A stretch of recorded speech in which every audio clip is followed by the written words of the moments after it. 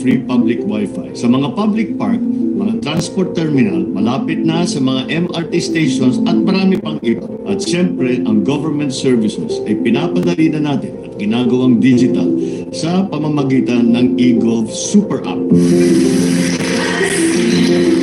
Alam nyo ba na globally recognized at umani ng sari-saring parangal ang ating eGov app? Parami na rin ang mga function nito. Kamakailang lamang ay inlunsad ng LTO at DICT ang digital na pagre-renew ng lisensya through eGov app. Wala nang pila, wala nang fixer, wala nang korupsyon.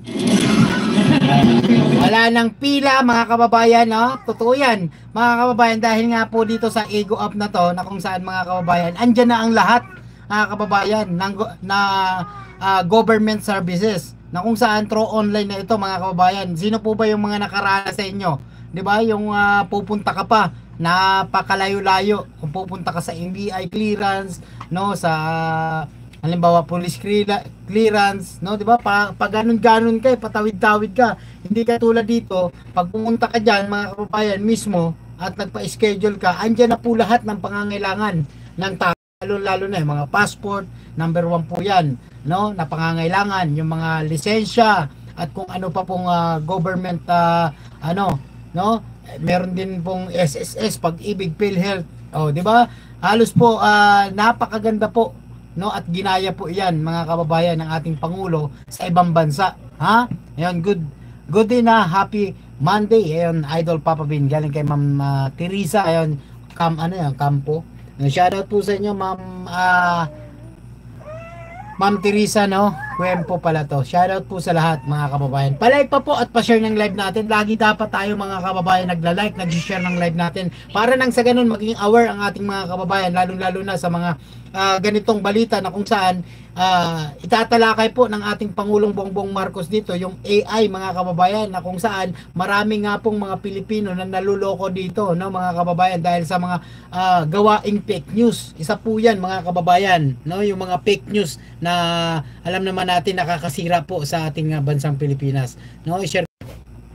Alright, so ayan, nagbabalik po ulit tayo, no. Share ko lang po ng mabilis. Dahil nga po mga kababayan, nakakapagtaka mga kababayan sa tuwing may balita tayo patungkol sa ating Pangulong Bongbong Marcos, sa mga good news na yan, nahalata nyo ba mga kababayan na iilan na lang ang nanonood sa atin? Pero mga kababayan, no, walang problema, tuloy-tuloy pa rin tayo sa ating pagla-live para lamang masuportahan ang government na ito, na kung saan pilit man nilang pinapabagsak, tayo naman ay talagang tutulong, no, sa ating gobyerno, na kung saan bilang respeto po ito sa ating Pangulo, at hindi lang yon at pagsuporta sa ating mamamayang Pilipino, na kung saan, no mga kababayan, ang ating Pangulo ay talaga siya ang tinalaga ng Diyos, no mga kababayan, para lamang paunlarin ang ating bansang Pilipinas at i-guide si PBBM mga kababayan. Pero no, ang iilan po diyan ay talagang pilit nilang pinapabagsak ang Pangulong Bongbong Marcos, na kung saan,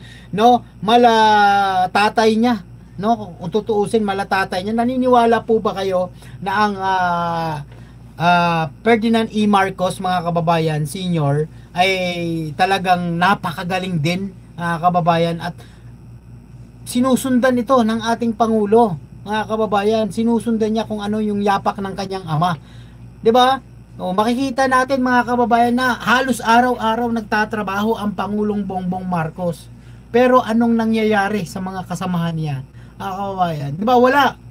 Panay travel lang kung saan nakakarating mga kababayan. Pero ang Pangulo, halos linggo na lang yata, no, ang banding sa kanyang pamilya mga kababayan. No, halos walang kapagod-pagod ang Pangulong Bongbong Marcos. Tingnan nyo, lumipad na naman ang US ngayon para makipagpulong kay Trump, no? Oh. 'Di ba? Dahil sa nga po sa pang-aangkin na yan ng West Philippines na yan at para sa kapayapaan. 'Di ba? At hindi lang 'yon, marami pang iba mga kababayan ko. Oh, 'di ba?